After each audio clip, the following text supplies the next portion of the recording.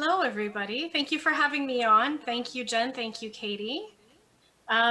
So I guess I'm just supposed to dive right into this.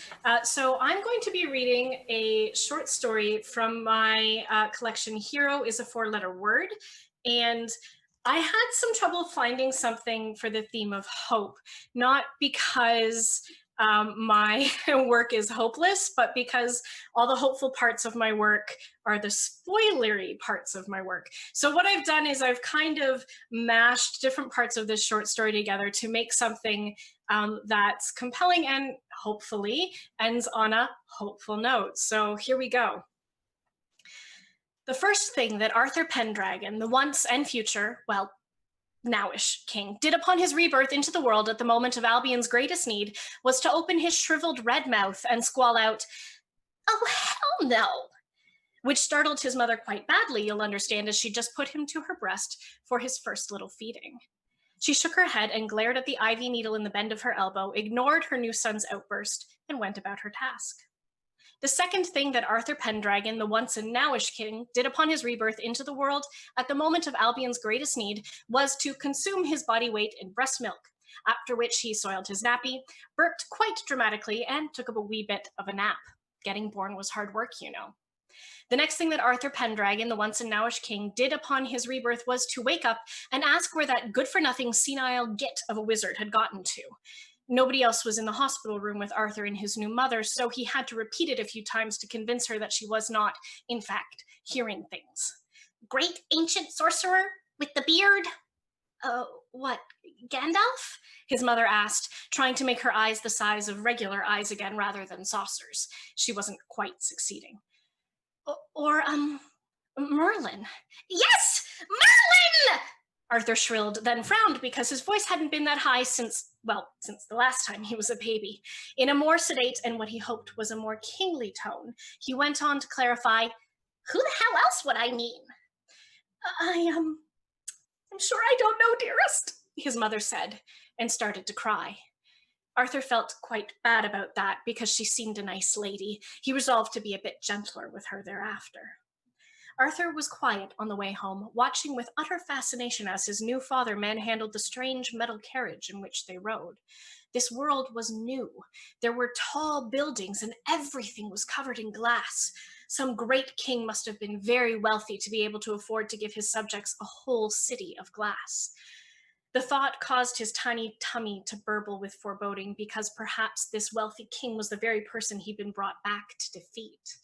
Shoving thoughts of his destiny aside for now, it's not as if he actually had Excalibur or was even strong enough yet to lift it, he let the rocking motion lull him into a doze. Once they arrived home, Arthur made a point of vocally admiring the shade of green on the walls of his nursery and complimented his mother on her pretty coming home dress. He had, after all, promised himself to be nicer. She started crying again, and Arthur, who had never really been all that good with girls and who probably would never have been able to attract a wife had he not had a crown weighing on his forehead, looked at his father and said, "What did I do?" His father only plopped down into the rocking chair and stared in horror. "What?" Arthur asked. Uh, I don't think this was in the baby books, hon," his father said, all the blood draining from his face. If the man was going to swoon, Arthur hoped to at least be set down somewhere first. But he stayed upright. He gulped on the air for a bit, and then he stood and lay Arthur in the middle of the crib and grabbed his wife's wrist. They left. Arthur heard the footsteps pad across the carpeting, tracking them as they traversed the hallway and then descended the stairs and went out the front door. Oh dear. For a long, long time, Arthur lay still, listening. There was no shouting, no noisy roar of an unhappy lynch mob, or even the metal vehicles. There was only Arthur and the inadequate swaddling blanket and the boring white ceiling. There were also 5 fuzzy white sheep that kept going around and around above his head, hypnotic and really sort of marvelous. Right around when his stomach started to cramp with hunger, but after the King of Albion had suffered the indignity of soiling his nappy again, his mother came back. She hovered in the doorway for a moment, and Arthur gummed his bottom lip and tried to decide if he should say anything. It was, after all, what had gotten him into this mess. Before he could, she darted across the floor like a war charger and scooped him close and said, I'm sorry, I'm sorry, I'm sorry, I'm so sorry. It doesn't matter, it doesn't. You're my son, and you're perfect, and I love you. Arthur reached up and patted her cheek gently. I understand, he said, and sort of thought that he did. Arthur spent the next week doing his best to sleep through the night and not let the little hunger cramps or the haunting sense that he wasn't bundled up enough to wake him every few hours. It was uncomfortable and odd, but he was determined. He was absolutely capable of letting his parents get a full night's sleep and perhaps to do the same himself. Having always been a man of strong will, he mostly managed it. Somewhere in the middle of all of that, Arthur also managed to dream. It was the same dream each time, and with each new night, more and more details became clear. He was standing on a battlefield, and he knew Mordred was behind him, but he couldn't turn around fast enough. He hadn't been fast enough in real life either.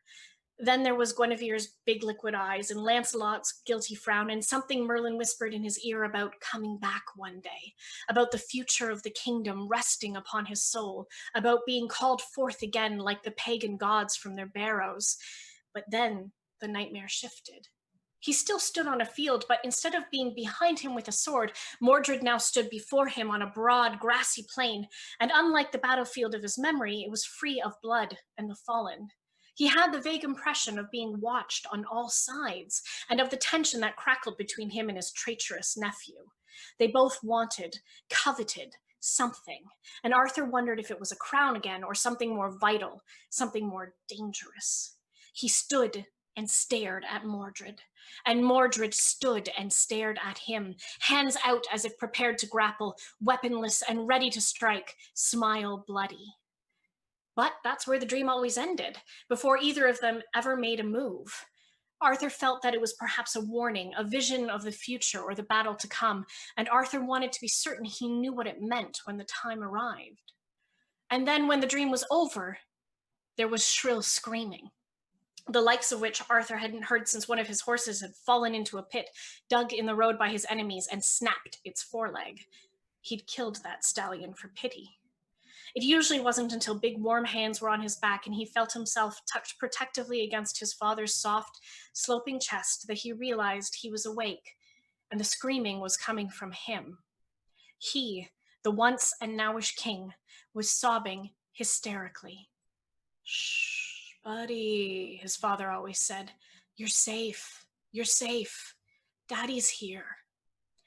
Arthur snuffled closer and let himself cry out the rest of his residual fear because what his father said was true. He was safe here, at least for now. There were no dragons to slay, no traitors to rout, no scheming in politics to navigate, no affair to untangle, just Arthur and his father and his mother snoring in the next room, and the 5 hypnotic sheep. Daddy, Arthur said one night, curling chubby fists into the collar of the man's sleep shirt, and didn't feel ridiculous at all for using such a juvenile term. King Uther would have boxed young Arthur's ears for daring to utter it, but here, now, it felt right. I'm Arthur. I know, the man said and dropped a soft, dry kiss on his son's cheek. That is what we put on the birth certificate. I feel the need to clarify, Arthur said when the man didn't immediately make a leg and call him Your Majesty. Clarify what? Arthur's father asked. My name.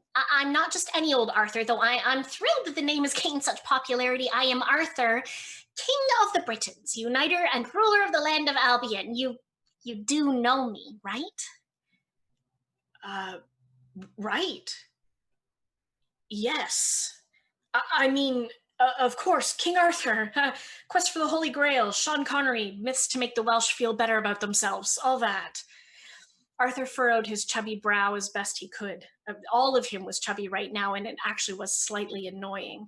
It was hard to be taken seriously when one was so damnably cute. Sean who? Actor, played King Arthur in the films.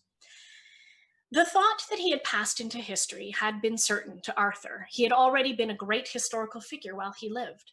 That he would pass into legend was a possibility, though he hadn't enjoyed the idea that he might be forgotten as a real person.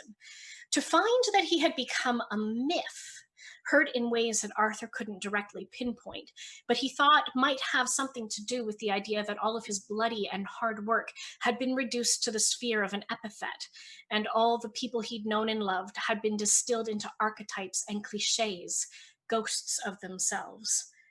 But to find that there had been a film? Ugh, horrifying. To take his mind off it, he asked, "What exactly is wrong with Albion, anyway?" Albion? "Oh, this land. I united it. I ruled the whole island once, you know. Don't tell me somebody let it get all split up into different kingdoms again after all the hard work I did." It was split for 1,000 or so years, his father said. But then Scotland and Wales and part of Ireland got sucked back in, and there were wars for a few centuries about all of that too, and now it's all mostly united again. The United Kingdom of Great Britain and Northern Ireland, though we just say the UK now, son.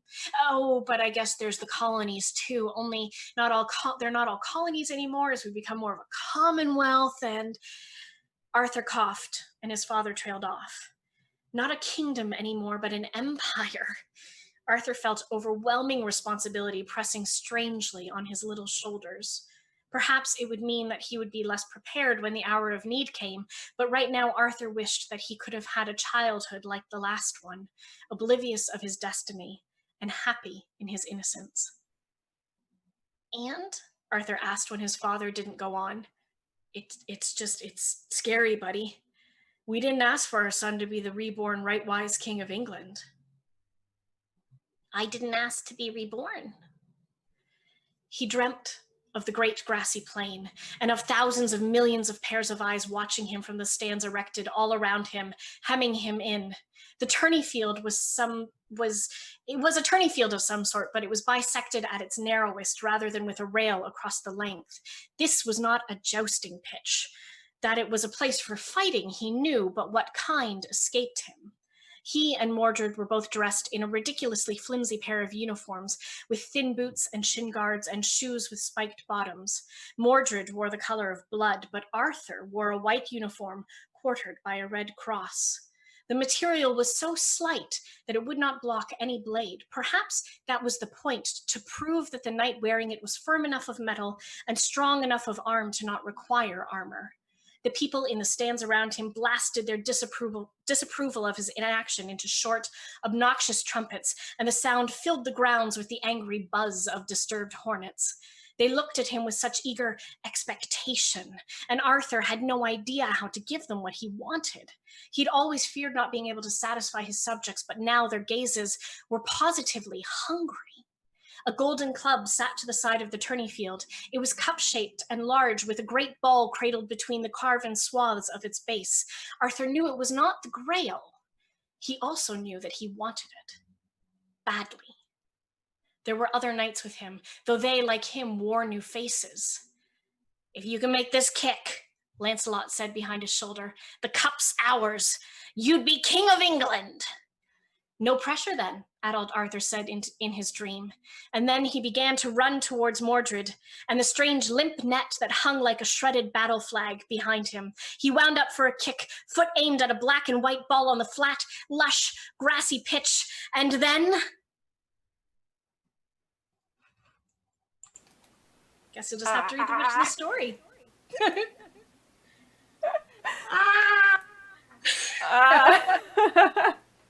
That's very clever, and I'm very here for it.